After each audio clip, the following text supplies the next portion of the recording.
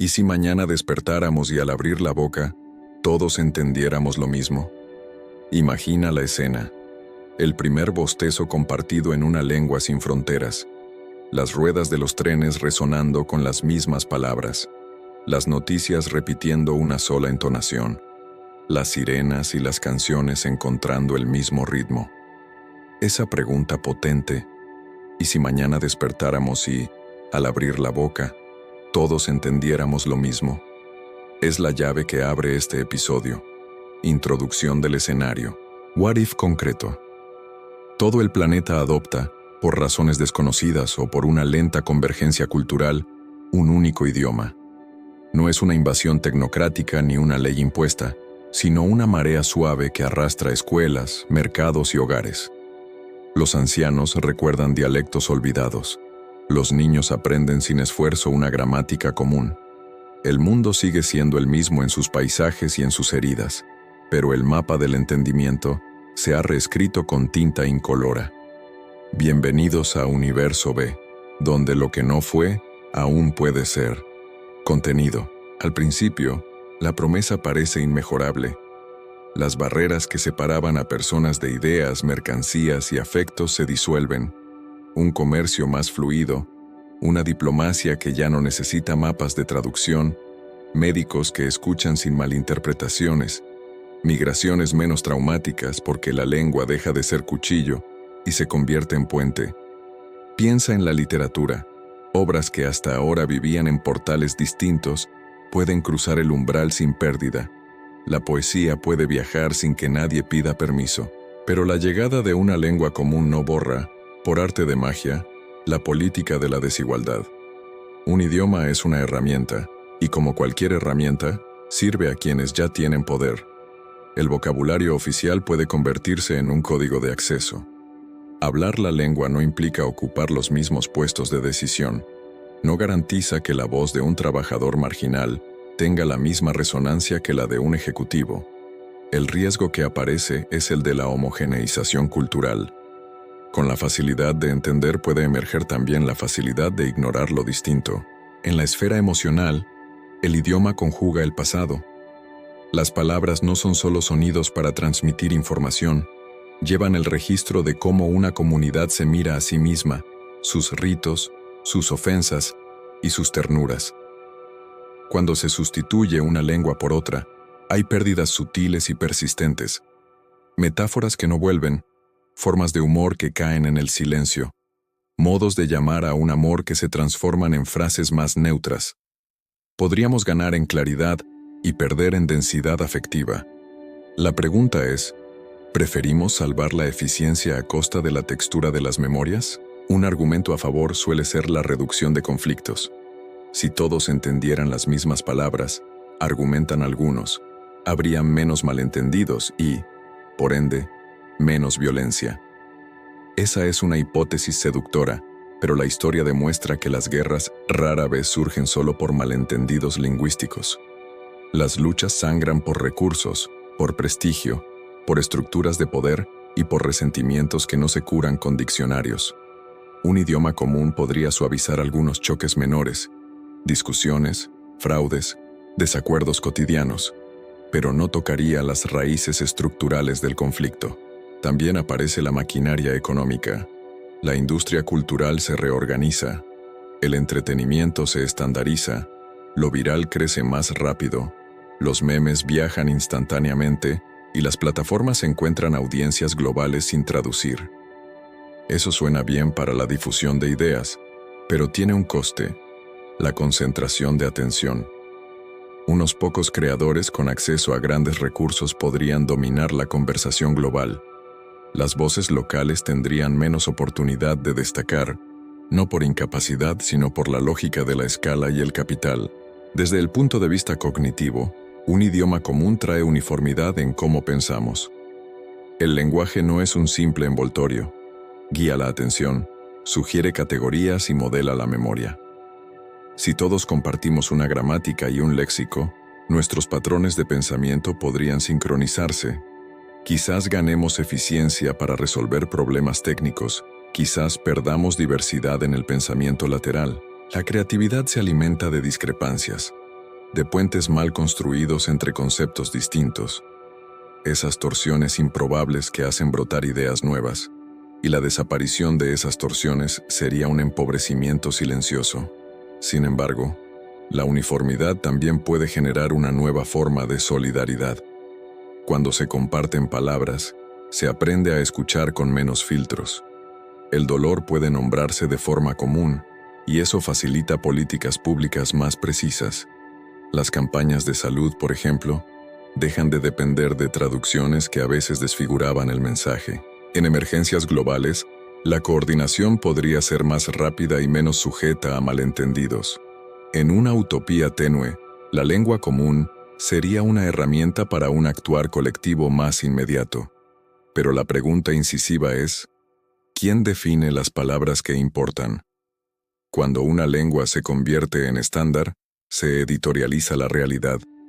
Algunas voces saben nombrar, y otras reciben nombres impuestos. Ese es el peligro de la neutralidad aparente. El lenguaje global puede venir acompañado de instituciones que regulan qué se considera correcto, qué se difunde y qué se desprecia. Existe siempre la posibilidad de que una élite cultural articule ese idioma desde su esquina de dominio, instalando valores y metáforas propias como si fueran universales. Imagina además los efectos simbólicos en la memoria colectiva. Hay palabras que actúan como custodios del dolor y la resistencia. Su desaparición implica una amnesia gradual. Los relatos de minorías, las protestas, las canciones de trabajo, las frases de consuelo de familias, todo ello corre el riesgo de volverse invisible o incomprendido si no se cuida su traducción cultural.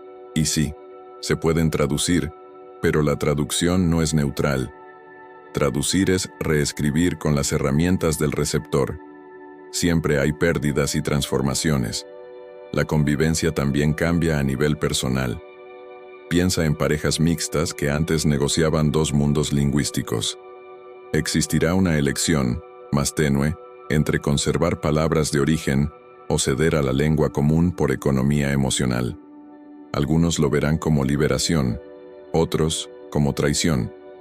Un mismo fenómeno puede leerse de maneras opuestas, y ahí reside su riqueza moral. No hay una única respuesta correcta. En el terreno de la educación sucede algo parecido. Las aulas se vuelven homogéneas en material y metodología.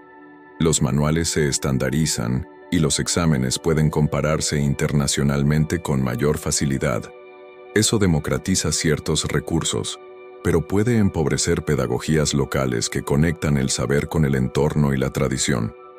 La formación profesional se optimiza, sí, pero a costa de reducir la variedad de oficios que nacen de contextos culturales específicos.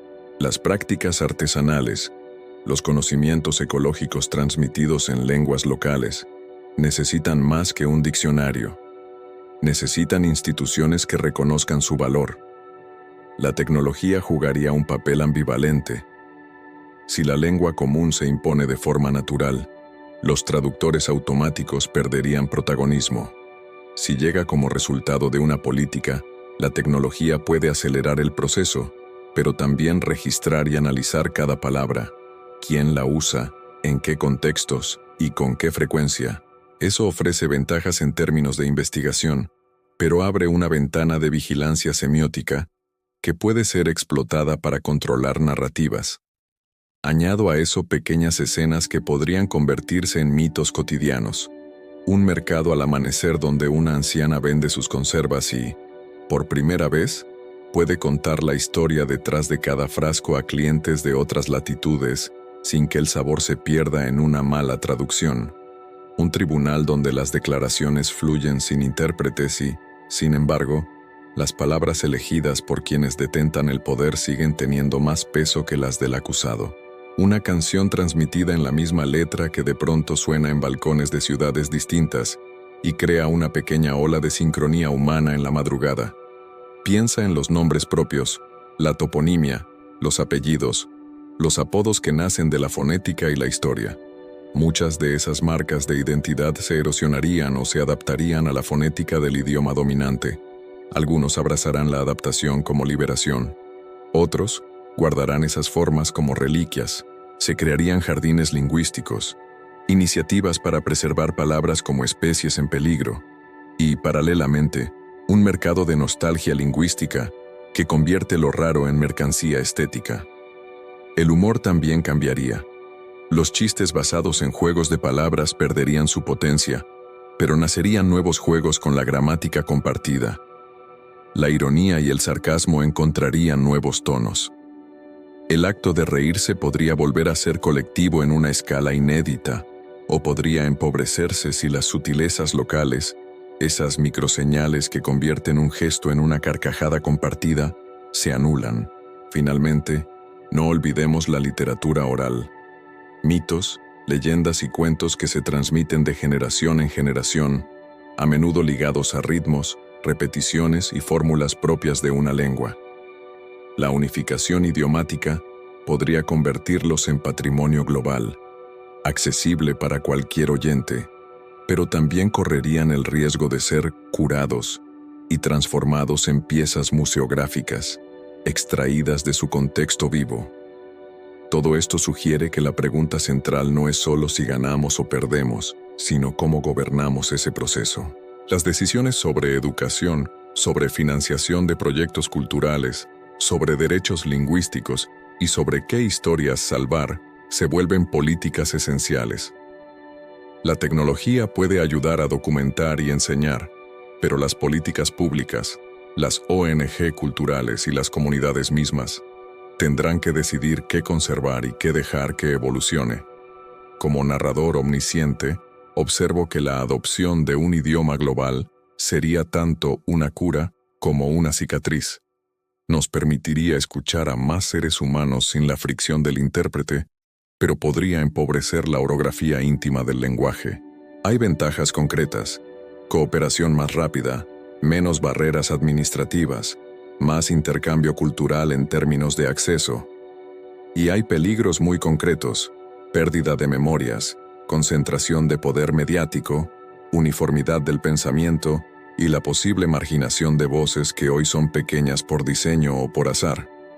Hacia el final, la tensión se vuelve ética. ¿Queremos un mundo más comprensible pero más homogéneo? ¿O un mundo plural pero lleno de desafíos para comunicarse? ¿Preferimos la claridad a costa de la diversidad semántica? La respuesta no es neutral, depende de los valores que prioricemos: eficiencia, justicia, riqueza simbólica, acceso, memoria histórica. No quiero que esto sea un motivo de consuelo, sino un recuerdo del duro camino que aún nos queda por recorrer. Pregunta para comentarios: ¿tú qué elegirías? ¿Un idioma para todos que facilite la acción colectiva, o la multiplicidad de voces que exige más paciencia y esfuerzo? Deja tu opinión abajo y cuéntanos una palabra de tu lengua que te parezca imposible de traducir. Si te ha gustado el video, suscríbete a Universo B y dale like al video. No busco convencerte, te propongo imaginar.